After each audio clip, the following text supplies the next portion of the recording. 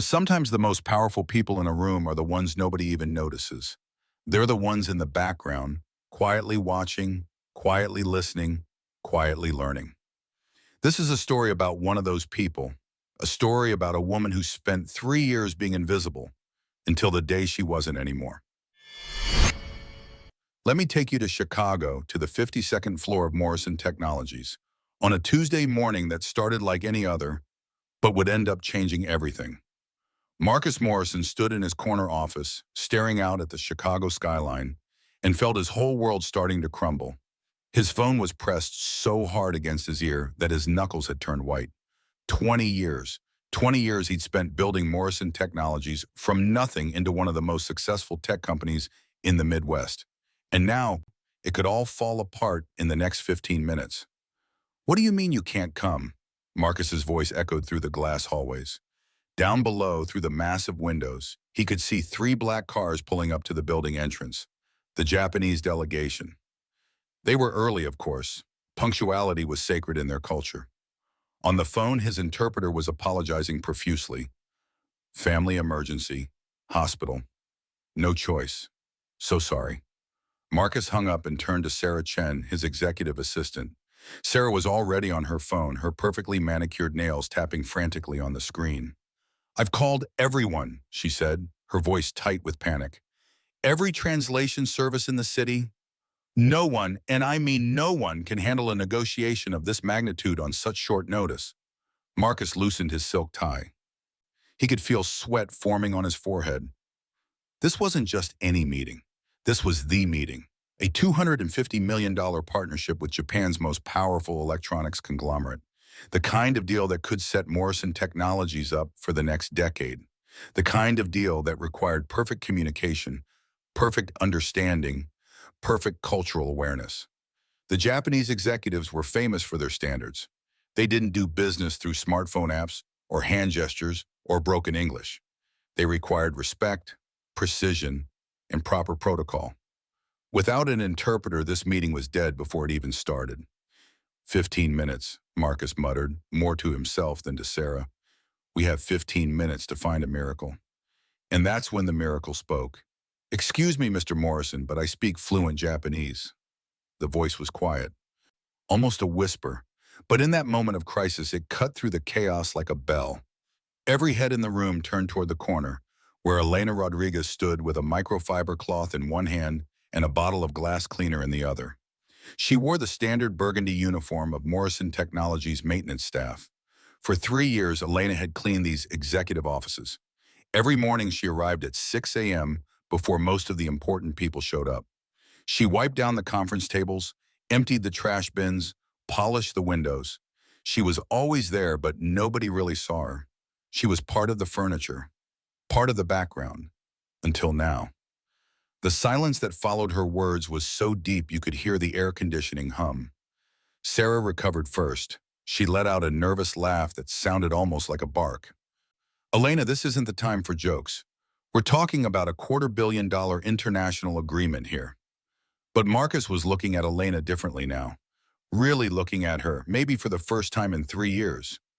"You speak Japanese?" he asked, his voice heavy with skepticism, but also, just maybe, a tiny spark of hope. "Japanese, Korean, and some Mandarin," Elena replied. Her voice was calm, steady. Her gaze met Marcus's without flinching. "I studied East Asian linguistics at Northwestern University before—" She paused, just for a heartbeat. "Before circumstances changed and I started working here." There was a story in that pause, a painful one. But this wasn't the time for stories. Sarah crossed her arms. "Marcus, you cannot seriously be considering this. A janitor conducting the most critical negotiation of the year? Do you have any idea how that looks?" But desperation does funny things to people. It makes them see possibilities they would have dismissed 5 minutes earlier. Marcus studied Elena's face. There was something there, something in her eyes, a quiet intelligence, a dignity that didn't match the cleaning uniform she wore. "Prove it," Marcus said abruptly. "Say something in Japanese." Elena took a deep breath, and then she began to speak. The words that came out of her mouth were like music, fluid, natural, perfect. The pronunciation was crisp, the intonation flawless. She spoke with the confidence of someone who hadn't just learned a language, but had lived it, breathed it, understood it from the inside out. Marcus didn't understand a single word, but he didn't need to. He could hear the authenticity. He could hear the years of study, the cultural understanding, the mastery. When Elena finished, Marcus asked, "What did you just say?" I expressed that it would be an honor to facilitate this meeting and hoped our collaboration would yield mutual prosperity, Elena translated. It's a highly respectful business greeting in Japanese culture, the kind you use when beginning negotiations with senior executives. Sarah was shaking her head. Marcus, think about the optics. What message does it send when the Japanese delegation discovers you've assigned a cleaning woman to translate an executive meeting? A memory flashed through Elena's mind. 6 months ago, she'd been cleaning the executive restroom when Sarah came in, talking loudly on her phone. Elena had been in one of the stalls, and Sarah hadn't known she was there. I don't know why that Mexican girl is always lurking around the important meetings, Sarah had said, her voice dripping with contempt. We need to maintain certain standards around here. Elena had stood there, frozen, listening to every word. She'd pretended she hadn't heard anything when she came out. But she remembered. Oh, she remembered everything. Now standing in Marcus's office, Elena kept her face neutral as Sarah continued her objections. Marcus studied Elena for what felt like forever. Then he made his decision. You have 25 minutes to prepare yourself, he said, his voice firm. Find something appropriate to wear and meet me in conference room A. Sarah's face went pale. Marcus, you've lost your mind. When this disaster unfolds, it will destroy your reputation. But Marcus wasn't listening anymore. He was taking a gamble, the biggest gamble of his career, on a woman who for 3 years had been invisible to everyone in this building. As Elena hurried out to prepare, her heart was pounding. She'd been waiting for this moment. Not this exact moment, maybe, but some moment, some chance, some opportunity to show everyone what she really was. What none of them knew was that Elena Rodriguez had been preparing for far longer than 25 minutes. She'd been preparing for 3 years. Every conversation she'd overheard while dusting a desk, every strategy session she'd listened to while emptying trash cans, every mistake these executives made while she polished their windows. She'd been watching, learning, absorbing. And now, finally, it was time to step out of the shadows.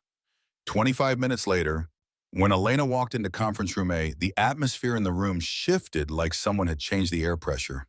She'd borrowed a professional black outfit from the reception desk. Nothing fancy but appropriate. Her dark hair was pulled back into an elegant bun. She carried a leather-bound notepad like any other corporate professional. The cleaning uniform was gone, and with it, the invisibility. Thomas, the chief financial officer, didn't even try to hide his shock. My God, he muttered, is that really the same person? Sarah didn't bother lowering her voice when she whispered to her assistant, you can dress up coal and diamonds, but it's still coal underneath. The words stung, but Elena had learned a long time ago how to keep pain from showing on her face. The Japanese delegation was already waiting in the glass-walled conference room. 5 impeccably dressed executives conversing quietly in Japanese while admiring the view of Chicago's skyline. They had arrived exactly on time. Not a minute early, not a minute late. Precision. Marcus made the formal introductions. He was careful, very careful with his words. This is Elena Rodriguez, our specialist in Asian-Pacific business relations. Elena noticed what he'd done. He'd omitted her real job title. He was protecting her. Or maybe he was protecting himself. Either way, she was grateful. The delegation's leader, Mr. Takahashi, was a man in his 60s with silver hair and sharp, intelligent eyes. He bowed respectfully, and Elena, without missing a beat, responded in perfect Japanese. She thanked him for the honor of the meeting. She praised their punctuality, calling it a virtue she deeply admired. She expressed hope that this conversation would be the beginning of a long and fruitful partnership. Mr. Takahashi's eyes widened, just for a moment, but Elena saw it. Genuine surprise.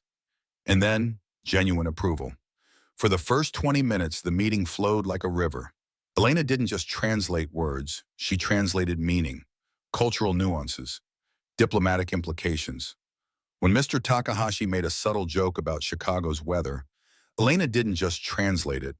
She understood the humor and conveyed it in a way that made the American executives laugh at the right moment. The Japanese executives were nodding, smiling, relaxing. The deal was coming together beautifully. And that's when Sarah decided to intervene. "Elena," Sarah interrupted, her voice cutting through the conversation like a knife.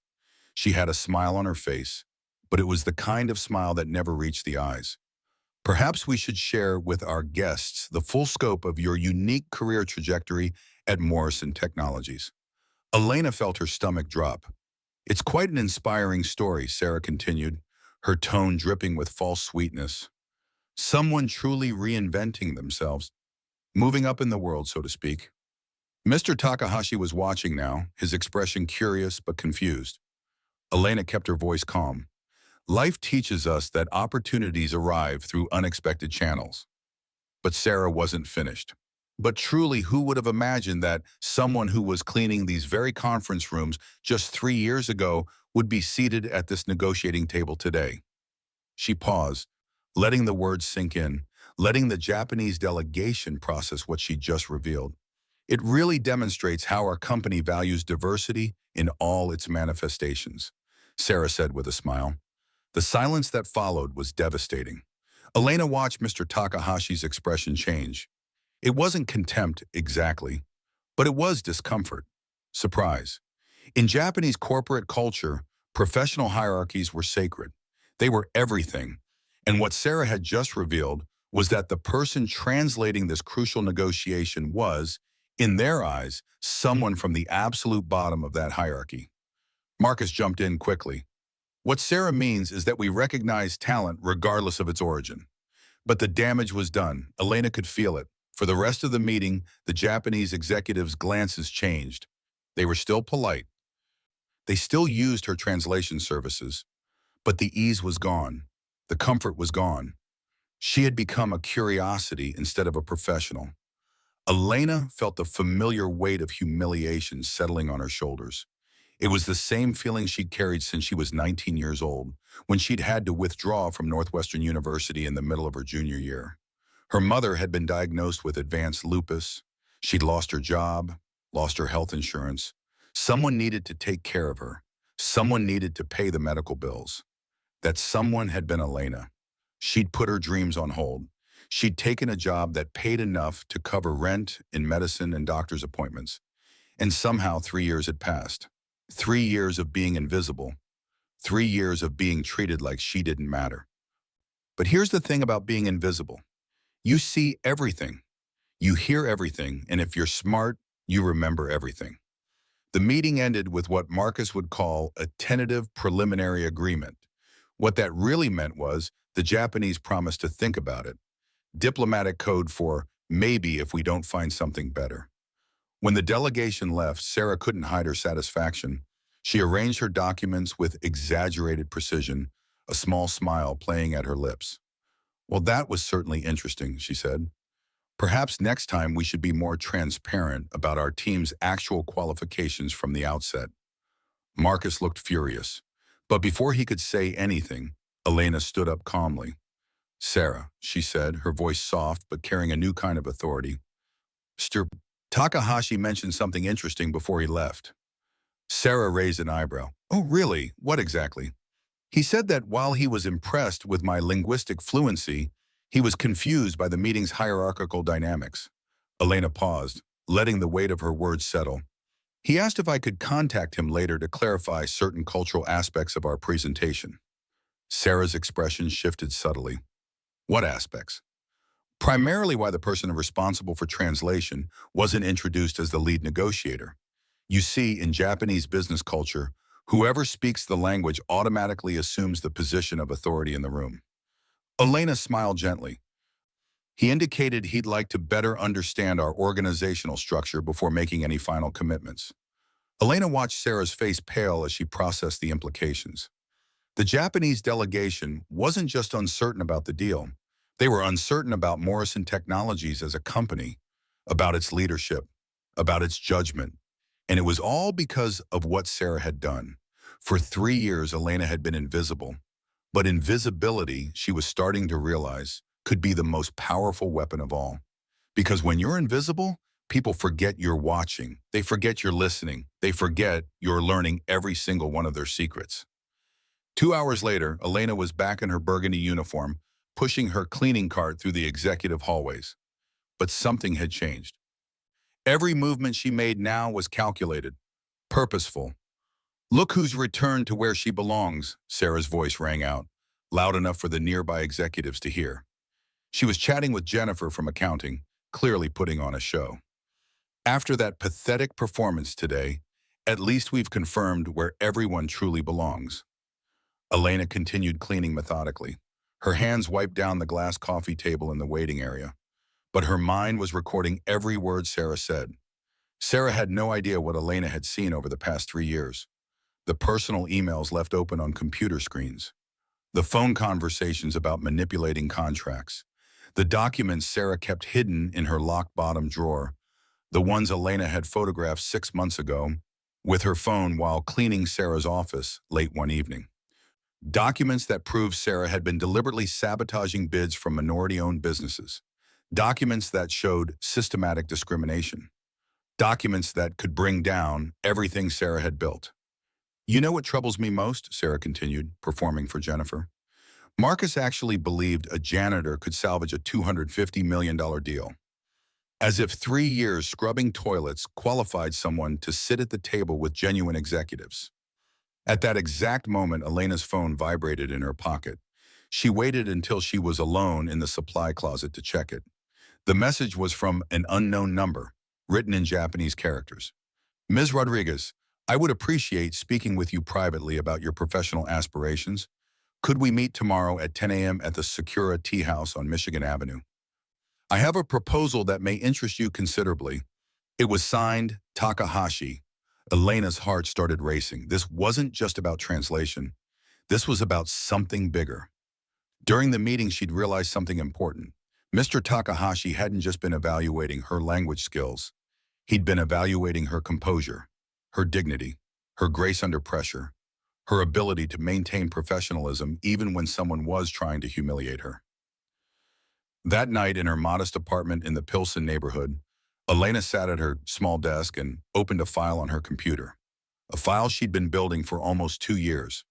A file labeled Morrison Technologies Ethical Violations, 78 pages of meticulously gathered evidence, printed emails Sarah thought she'd deleted, call logs from the building's security system, photographs of documents taken during late-night cleaning sessions when the offices were empty, evidence of lies told to clients, evidence of credit stolen from subordinates, evidence of promotions blocked because the candidates didn't fit Sarah's idea of the company's professional image. For 3 years, Elena had been treated like furniture, like she didn't matter, like she was beneath notice. But furniture has eyes, and furniture has ears. And this particular piece of furniture had been taking very careful notes. Elena looked at the message from Mr. Takahashi again. She looked at the files on her computer. And for the first time in 3 years, she allowed herself to smile. Tomorrow, everything would begin to change. Tomorrow, Sarah Chen and everyone at Morrison Technologies would discover that the most dangerous person in any room is the one you never bothered to see. Tomorrow, the invisible woman would finally step into the light, and she would bring the truth with her. You know what's interesting about justice? Sometimes it doesn't come like a lightning bolt from the sky. Sometimes it arrives quietly, calmly, in a tea house on a Tuesday morning. Sometimes justice wears a borrowed black suit and carries a leather briefcase full of truth. Let me tell you about the day Elena Rodriguez stopped being invisible forever. The Sakura Tea House on Michigan Avenue was the kind of place where important people made important decisions. Elena arrived at exactly 10 a.m., not a minute early, not a minute late. She'd learned from the Japanese that punctuality wasn't just politeness, it was respect. She'd used the last of her college savings fund to buy the outfit she wore. Simple but elegant. Professional but not trying too hard. When you've spent 3 years watching executives, you learn how to dress like you belong. Mr. Takahashi was already waiting at a private table near the back. But he wasn't alone. Sitting beside him was a poised woman in her 50s, her silver-streaked hair pulled back in a sophisticated twist. Ms. Rodriguez, Mr. Takahashi said, standing to greet her. Thank you for coming. This is Keiko Yamamoto, Vice President of North American Development for our conglomerate. They all bowed. Yeah, I know. The traditional greeting. Elena returned it with perfect form. Ms. Rodriguez, Mr. Takahashi began in English, then seamlessly switched to Japanese. Yesterday, I observed something far more valuable than linguistic proficiency. Elena listened as he continued in Japanese, understanding every nuance, every cultural implication. I observed composure under unjust pressure, he said. I observed dignity when someone tried to rob you of it. I observed grace when others showed you none. Keiko leaned forward, speaking in English now. Our company is expanding operations significantly in North America. We need someone who understands both Japanese business culture and American corporate dynamics. Someone who has observed how business truly functions from the inside, not just the polished surface.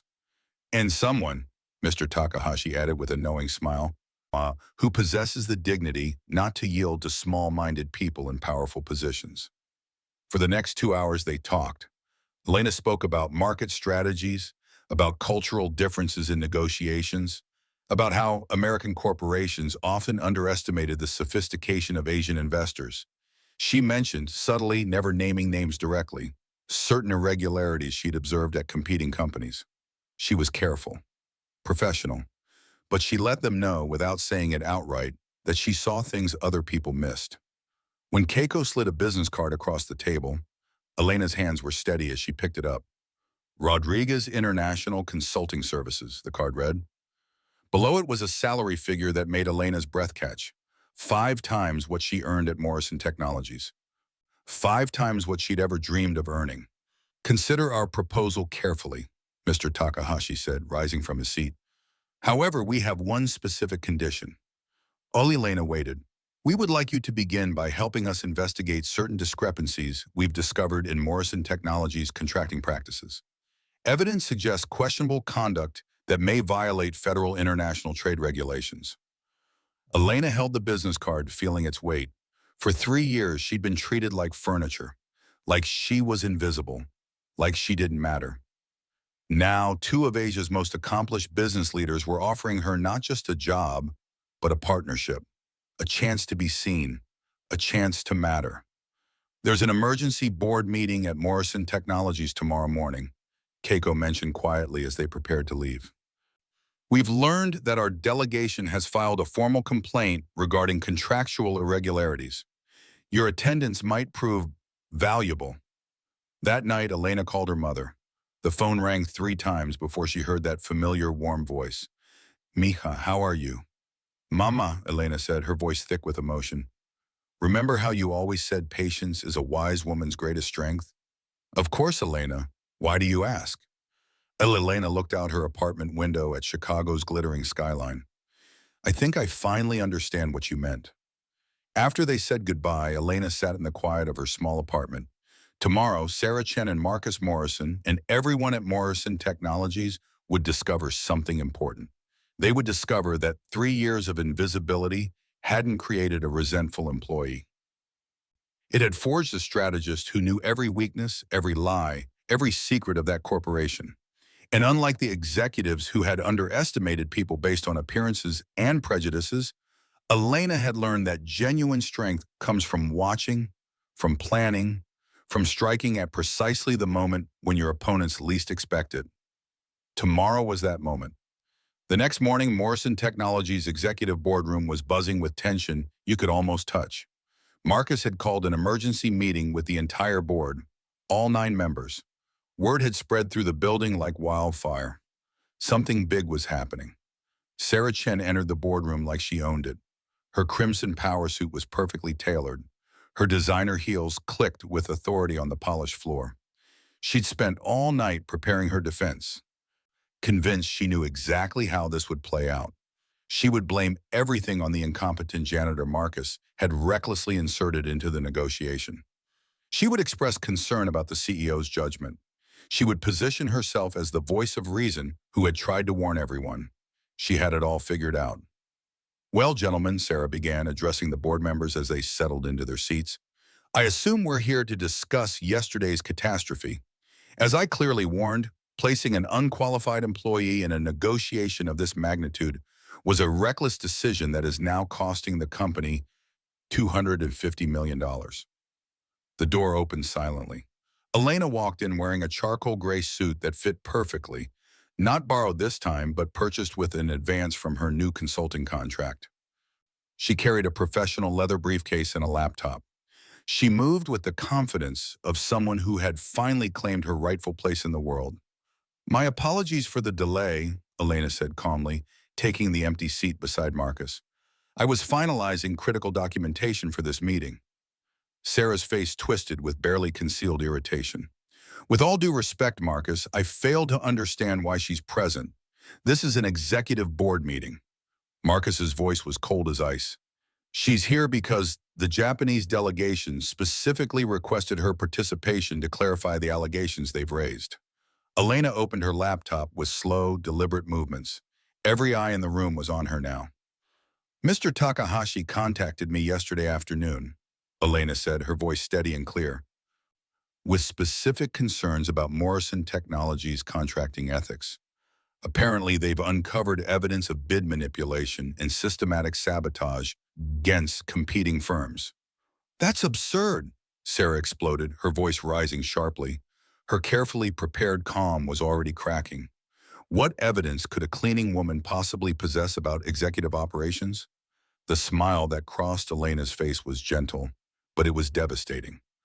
"The kind of evidence you accumulate," Elena said softly, "when you're invisible for 3 years and people discuss sensitive matters as if you don't exist." Sarah's expression changed, just slightly, but Elena saw it, the first flicker of genuine fear. Elena connected her laptop to the projection system. The large screen on the wall flickered to life. The first image was an internal email. "From Sarah to a client, dated 8 months ago."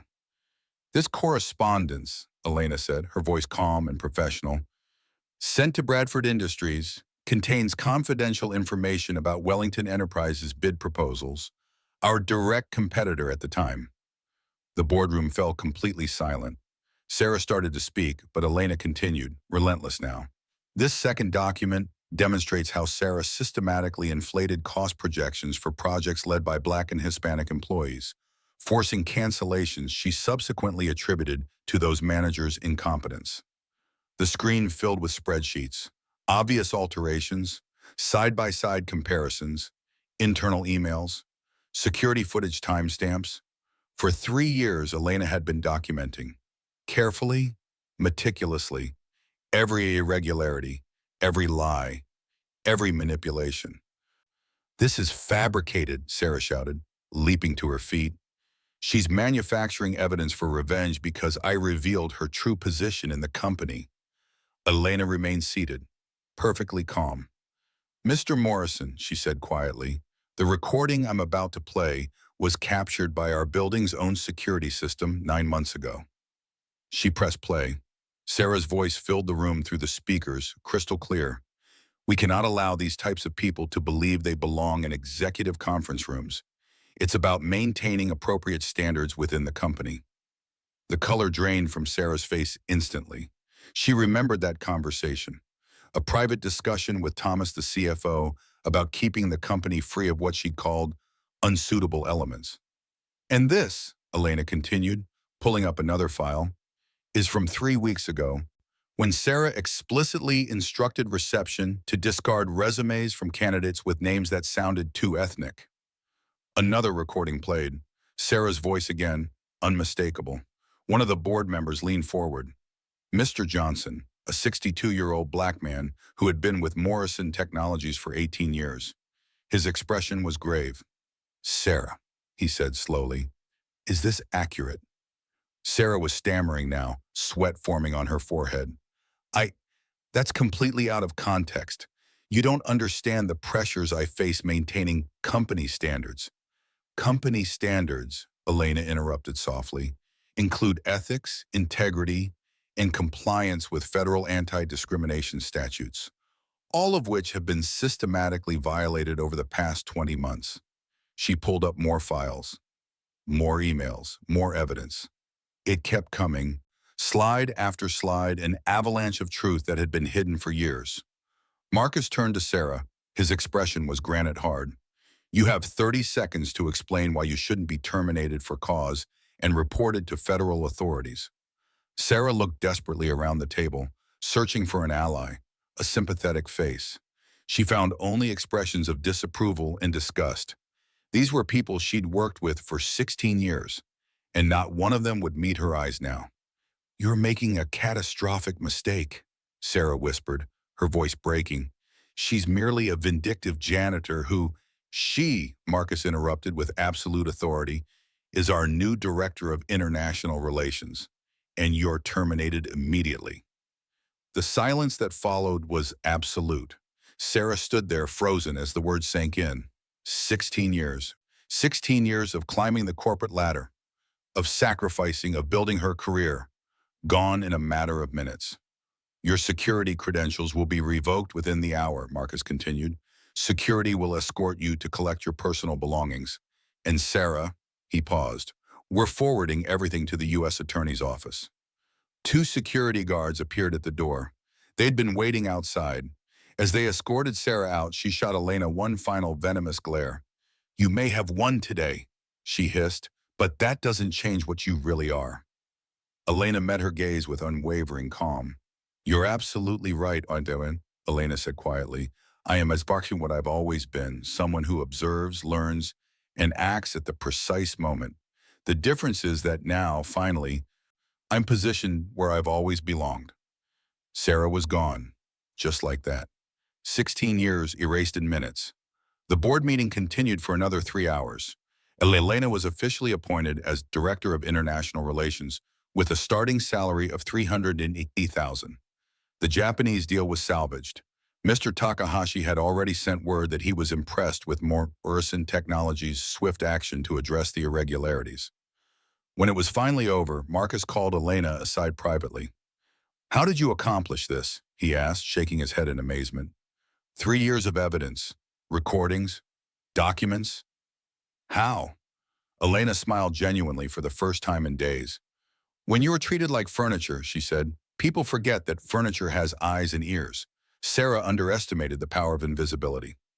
She overestimated the value of her own arrogance. Standing in her new office later that afternoon, looking out at Chicago's magnificent skyline, Elena realized something important. The finest revenge wasn't destroying Sarah. It was building something greater than her former tormentor could ever imagine. The future awaiting her would be written by her own hand. And this time, no one could erase her signature. 6 months passed like a dream Elena never wanted to wake up from. She sat in her office on the 47th floor of Morrison Technologies, reviewing contracts she'd personally negotiated with Asian corporations. Her glass desk was covered with documents in Japanese, Korean, and Mandarin. Agreements that had already generated $500 million in new business for the company. "Elena," Jennifer called from the doorway. Jennifer, who used to work in accounting and was now Elena's personal executive assistant. "The South Korean delegation has arrived. They're eager to meet the woman who tripled our Asian market business in 6 months." Through the window, Elena observed the city she had once viewed only as an invisible cleaning woman. Now she was one of Chicago's most respected business executives. Her annual salary had enabled her mother to receive the best possible lupus treatment. Elena had completed her master's degree through Columbia's executive program. She'd been featured in Business Insider, Forbes, and Fortune magazine. "What about the Fortune interview next week?" Jennifer asked, consulting the packed schedule. "Confirmed," Elena replied, adjusting the burgundy blazer she now wore by choice, not obligation. "They want to discuss my inclusion on their list of the nation's most influential young executives under 40. Across the city, in a very different reality, Sarah Chen sat in a cramped studio apartment in a far south suburb. She'd been evicted from her downtown condo 3 months ago when the savings ran out. Psychological therapy bills piled up on her coffee table. Dozens of rejection letters from companies where she'd applied for positions. The federal investigation had resulted in a $75,000 personal fine and a 7-year prohibition from holding executive roles at companies with federal contracts. Her name had appeared in every major business publication as an example of toxic leadership. She was virtually unemployable. The career she'd spent 16 years building had been completely destroyed. That morning, she'd seen Elena's photograph on Business Insider's cover, smiling confidently beside Japanese executives. The headline read, "The Translator Who Revolutionized International Commerce." The irony was almost too much to bear. Back at Morrison Technologies, Marcus convened a special meeting with the entire board to announce exceptional quarterly results. "Elena Rodriguez," he declared to the assembled room, "not only rescued our Japanese partnership, she opened doors to markets we never imagined penetrating." Mr. Johnson stood up to deliver brief remarks. His voice was thick with emotion. "In my 40 years in corporate America," he said, "I have rarely observed a transformation as profound as what Elena has brought to our organization. She has proven that genuine talent recognizes no color, no social class, and definitely hides behind no prejudice." The room erupted in enthusiastic applause. Elena remained modestly seated, remembering the woman who had cleaned that same boardroom just 8 months earlier. That evening, in her renovated Lincoln Park apartment, Elena received a call from her mother. "Mija, I watched your television interview today. You spoke so eloquently about second chances and perseverance." "I learned from the best, Mama," Elena replied, her voice warm with love. "You always told me that people can attempt to diminish us, but they can never diminish what we know and what we're capable of accomplishing." During the television interview that had aired that afternoon, Elena had been asked about Sarah, about whether she harbored any resentment for the treatment she'd endured. Her response had been precise and elegant. "Sarah gave me the greatest gift anyone could offer. She showed me exactly who I never wanted to become. Her arrogance and prejudice taught me that genuine power comes from elevating others, not crushing them." 3 weeks later, Elena stood at Northwestern University, her alma mater, in front of 600 emotional students and faculty members. She was announcing the scholarship program she had established, the Second Chance Initiative. "No one should have to choose between caring for family and pursuing their dreams," Elena told the audience, her voice carrying across the auditorium. "I had to make that choice once. I don't want anyone else to face it." The program, funded partially by her own salary and matched by Morrison Technologies, had already approved 25 full scholarships for the upcoming semester. Low-income students who had been forced to interrupt their education due to financial hardship would get another chance.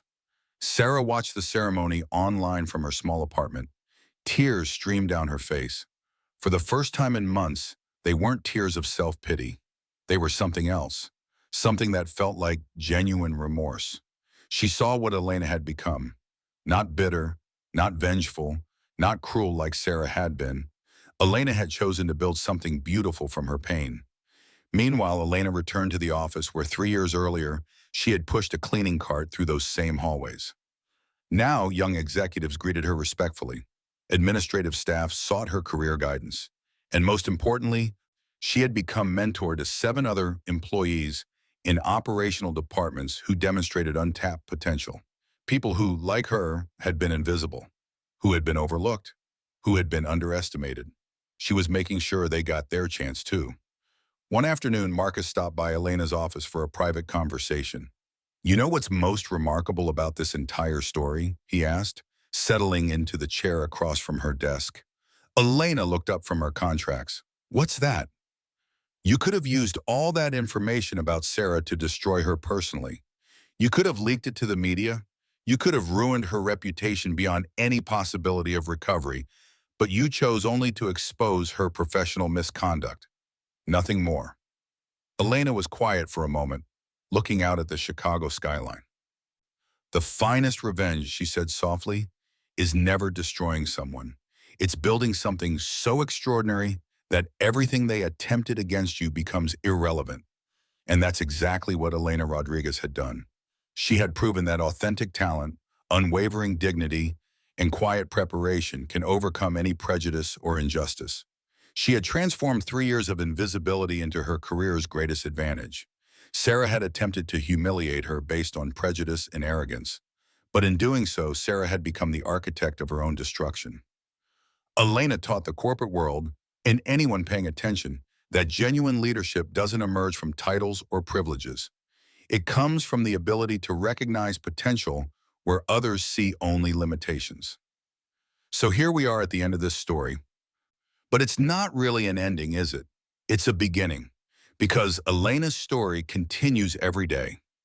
Every time she mentors a young employee who feels overlooked, every time she negotiates a deal that brings opportunity to her company, every time she awards another scholarship to a student who thought their dreams were over. And somewhere in a small apartment across town, Sarah's story continues too. A different kind of story. One about consequences and reflection and maybe someday redemption. But the lesson? The lesson is universal and timeless. The most powerful people in any room are sometimes the ones you never notice. The ones watching, learning, preparing to shine.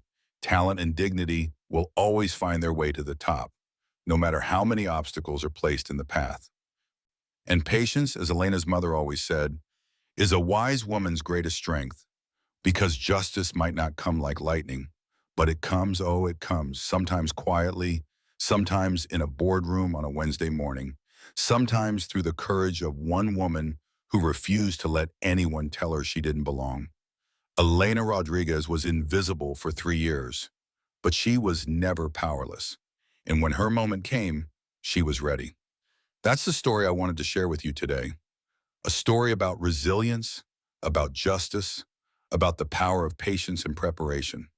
A story that reminds us to see the people we might be overlooking, to recognize the talent that might be hiding in plain sight, to understand that everyone deserves dignity, respect, and a chance to show what they're truly capable of achieving.